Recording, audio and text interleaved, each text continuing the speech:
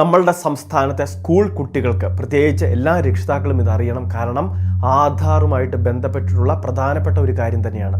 നമുക്കറിയാം SSLC certificate അല്ലെങ്കിൽ +2 certificate അല്ലെങ്കിൽ ഡിഗ്രി സർട്ടിഫിക്കറ്റുകൾ, അതോടൊപ്പം തന്നെ വിദ്യാർത്ഥികൾക്ക് ഈ പഠന കാലയളവിൽ ലഭിക്കേണ്ട വിവിധ സ്കോളർഷിപ്പ് ആനുകൂല്യങ്ങൾ, വിദ്യാർത്ഥി ഓപ്പൺ ചെയ്യേണ്ട ബാങ്ക് അക്കൗണ്ട്, ഇങ്ങനെയുള്ള എല്ലാ കാര്യങ്ങളും ആധാറുമായിട്ട് ബന്ധപ്പെട്ട് തന്നെയാണ് ഇരിക്കുന്നത്.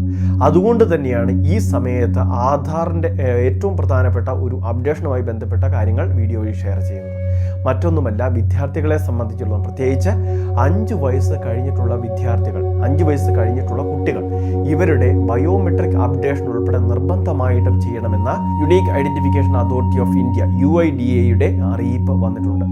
അതുകൊണ്ട് തന്നെ എല്ലാവരും ഇതൊരു പ്രധാന അറിയിപ്പായിട്ട് തന്നെ സ്വീകരിക്കുക. നിലവിൽ നമ്മളുടെ സംസ്ഥാനത്തെ കുട്ടികൾക്ക് അല്ലെങ്കിൽ വിദ്യാർത്ഥികൾക്ക് 5-ാം വയസ്സിലും 15-ാം വയസ്സിലും നിർബന്ധിത ബയോമെട്രിക് അപ്ഡേഷൻ സർക്കാർ നിർദ്ദേശിക്കുന്നുണ്ട്.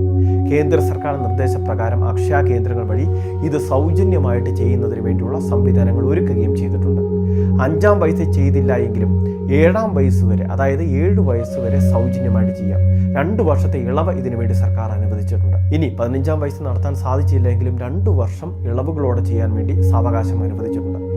ഈ ഒരു സമയത്ത് ചെയ്യുന്നതിന് മാത്രമേ സൗജന്യമായിട്ടുള്ള ആനുകൂല്യങ്ങൾ ലഭിക്കുകയുള്ളൂ. അല്ലാത്ത പക്ഷം 100 രൂപ ഫീസ് ഉൾപ്പെടെ നമ്മൾ ഇതിനു വേണ്ടി അടയ്ക്കേണ്ടതായിട്ടുണ്ട്. ഇത്തരത്തിൽ ആധാർ അപ്ഡേഷൻ ചെയ്യാതെ വന്നു കഴിഞ്ഞാൽ, ബയോമെട്രിക് ഉൾപ്പെടെയുള്ള കാര്യങ്ങളിൽ പിശക് വരുത്തി കഴിഞ്ഞാൽ നമ്മളുടെ ആധാർ അത് ഡീആക്ടിവേറ്റ് ആകാനുള്ള സാധ്യത ഉൾപ്പെടെ ഉണ്ട് എന്നാണ് നിലവിൽ ലഭിക്കുന്ന അറിയിപ്പ്.